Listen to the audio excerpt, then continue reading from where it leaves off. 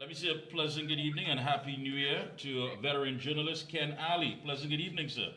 Good evening to you, Mikey, and your many listeners and viewers. Thank you so much for taking time out, and all the best to you and your entire family. Thank you very much. 2024. Mr. Ali, I love your writing. You get to the core of everything, the meat of it. Please, what is taking place at the Agricultural Development Bank, the ADB? What's going on? A lot of financial scandals there. Now, the ADB was set up in the 1960s. There was a predecessor before that. And in 2010, when Mrs. Prasad Visesa got into government and they did an audit, and they found there was a slush fund in which tens of millions of dollars were not properly accounted for, and they were given in failed loans and so on. Fast forward to where we are now, there's been a lot of infighting by this current board. A lot of issues for the terms of 5 of the directors have expired. They have not appointed anyone. So there's just a chair and a vice chair, and they continue to take decisions. And the people in the finance department, well, before I get to that, there's also no substantive CEO. They sent home the CEO who was appointed during the tenure of Mrs. Prasad Visesa. They do not have a corporate secretary and so on and so forth. And now there's a chair and a deputy chair, and they have been given the directions, financial directions, especially the chair, to the finance department in terms of payments. And a senior official of the finance department has written to say, listen, there's no procurement procedure here, there's no contract, there's no time, there's no binding agreement, and so on. So he has said that these are his words, these are questionable decisions. And remember, these are taxpayers' money. In fact, the ADB has just lost $14.2 million in its hold on. Repeat that again, Mr. Ali. How much money?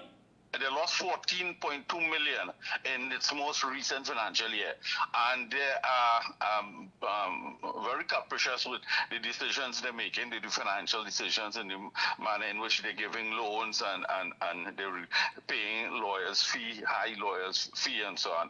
And like I said, we come from a backdrop in which there was a lot of misspending prior to 2010 that an audit found, and now the board, tenure of the board of 5 directors have expired. They have a chair and a vice chair, so there is no quorum. They can't take decisions, and yet authorization and instructions are being given to the acting CEO. There is no substantive CEO to make big payments to people who have provided services. And the finance department saying, wait, we have no contract for these things. You can't just tell us you got an invoice for 300,000 or 500,000, whatever, and we must make payments. So it is all a disturbing state of affairs, a scandalous state of affairs. And just to say again, Mikey, that the taxpayers own this bank. This is owned by every person in Trinidad and Tobago. And paying this price, $14.2 million in this guava season. And on top of that, cabinet ministers have paid close attention to a recent report of financial activities at the ADB, including questions about the procurement of services. Now, the question has to be, then what is the purpose of the Office of Procurement and Regulation? Yeah, absolutely. That's a very good point, because these procurement issues ought to go through the procurement office, the National Procurement Office.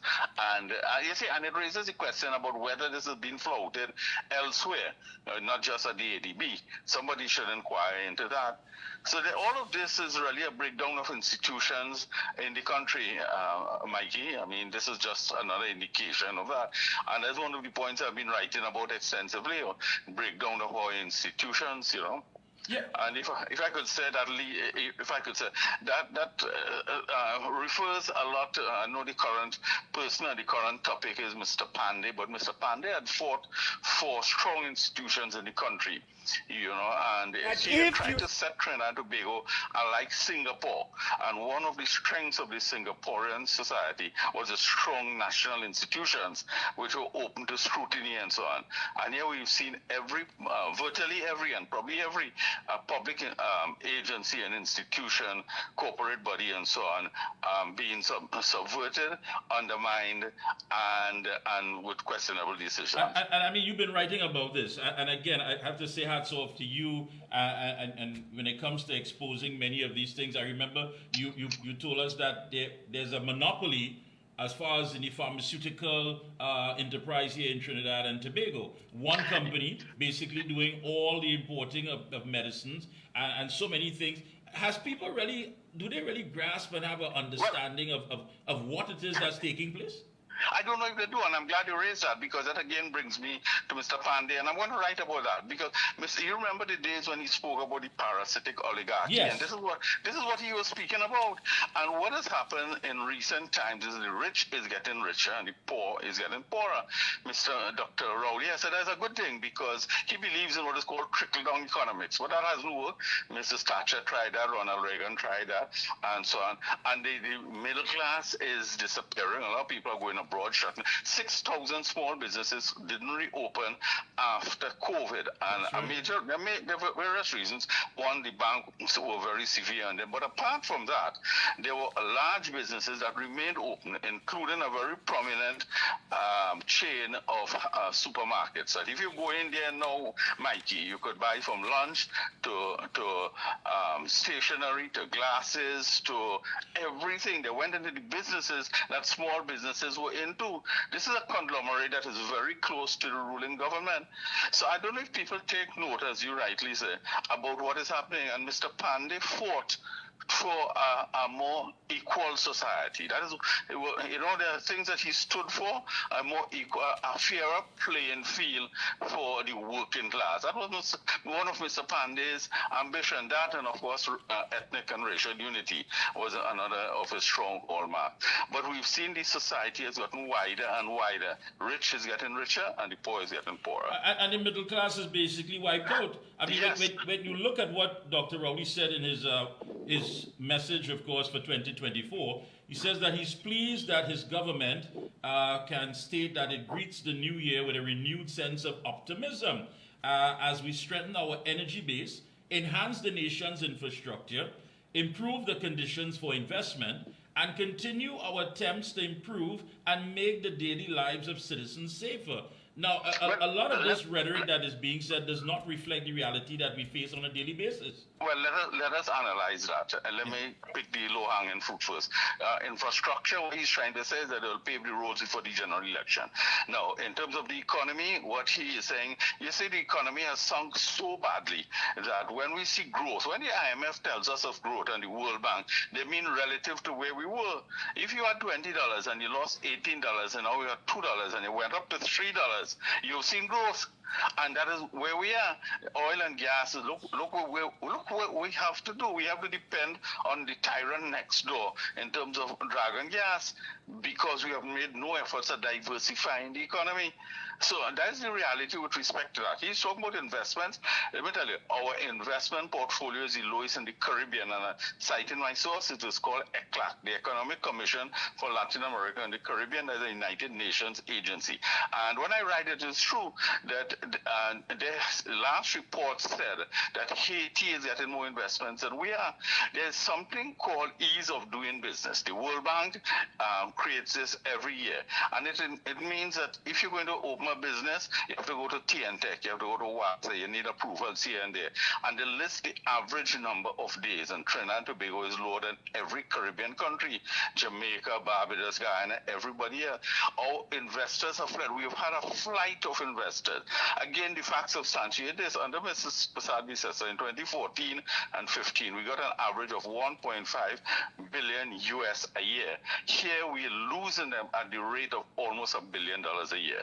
Right, whether it was ArcelorMittal, which we allowed to go, and a whole range of others we could list.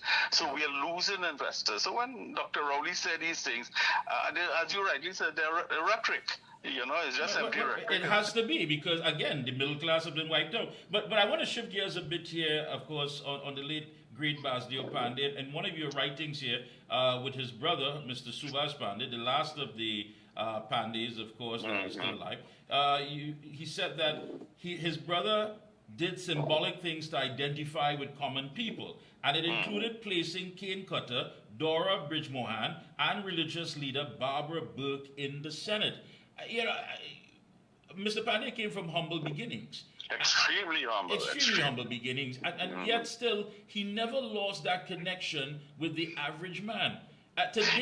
Today we have people who simply stay in their political ivory towers, make demands, but it seems as though it's based in the interests of themselves, their friends, their family, and of course their finances.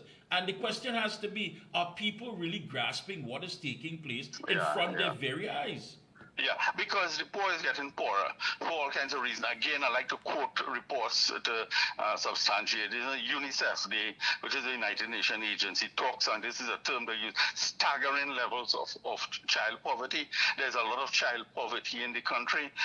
You see a lot of parents taking them out at street corners. It's not a nice thing to take children to beg, but it's an indication of a huge problem we have. So the poor has gotten poorer for all kinds of reasons, including the shutdown of the small businesses and so on. There's what you call the informal sector. People afraid to go out and sell doubles and hot dog and thing in the night because they're afraid criminals. So where they were doing a little hustle in the evening and doing something, they're afraid to do all of that now. The tire shop is closing earlier and so on and so forth.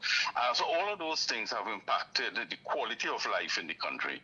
And I don't know, Mikey, if the government has a handle and understands the plight of the working class. And there's where Mr. Pand made a real difference. In speaking with Subhas, he reminded me of the difficult circumstances, I call it grinding poverty, in which he came through.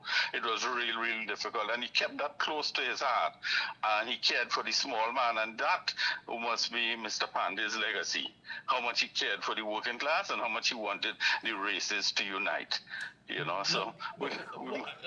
If we shift a bit from the politics, what stood out to you as Pandey, the individual, the man himself? I think he cared for his fellow man. Now, I interviewed Mr. Pandey several times. I was fortunate, and in my many years in journalism, I covered him in all areas, in labor, in government, and opposition, and so on. I think, unlike most others, he understood this post-colonial society. He knew that people were just lumped and brought here by virtue of slavery and indentureship and colonialism and so on. So there were so many classes and so many races and so on. And he strongly felt that the blacks, Africans, and Indians should unite. And he worked in the early years with George Weeks to unite people at the ground floor. Remember, Dr. Williams once said that one of his successes was keeping oil and sugar workers apart. What he meant was keeping African and Indian people apart. Mr. Pandey always felt that the strength of the country was its human resource, and he sought to unite people, and he did tangible things to do that.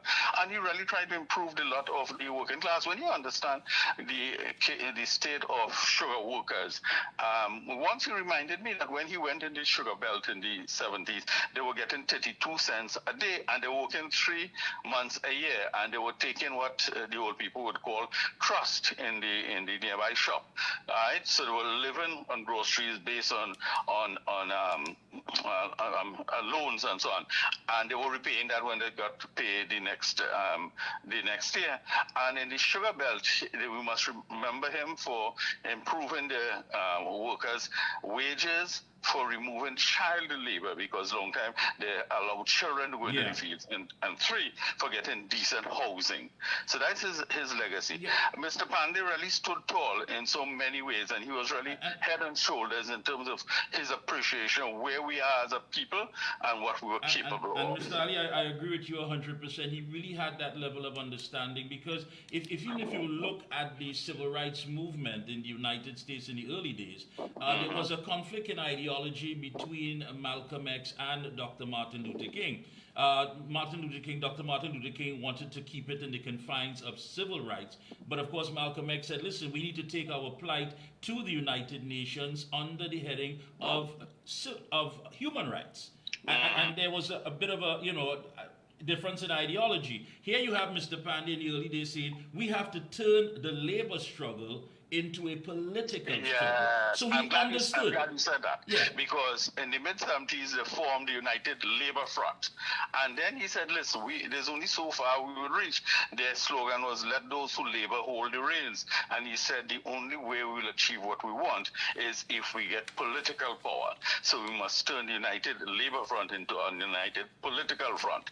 And that is how he went headlong into politics to make a difference in people's lives. Yeah. So he understood. He understood quite well. Listen, I want to thank you so much for taking time out to link with us. It's always a pleasure to have you, and I know we'll be speaking, of course, periodically throughout the year. All the best again, and keep up the good writing, and we'll be sharing it right here on the Observer.